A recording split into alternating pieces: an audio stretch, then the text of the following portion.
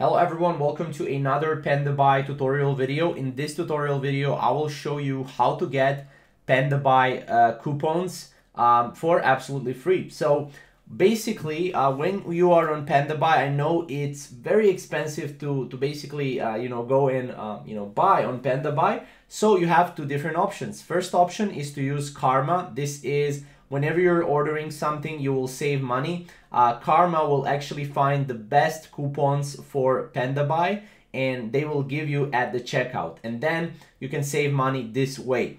Now this is a really traditional way that a lot of people are already using. Now next way is, as you can see here, I'm on Pandabuy Reddit, and I found that if you join their Discord, they have some in there. So they basically have discount codes when you join the Pandabuy's Discord, and some shipping is discounted right now too. This was 11 months ago, but this is still additional coupons, right? As you can see, pretty sure those are the only ones available in the Discord. So you also have the Discord, and as you can see, those 92 coupons are split into like 10 coupons. You need to ship a bunch of hauls to use all 92.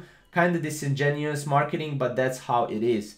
Now, as you can see, obviously you'll have to go and try it out here.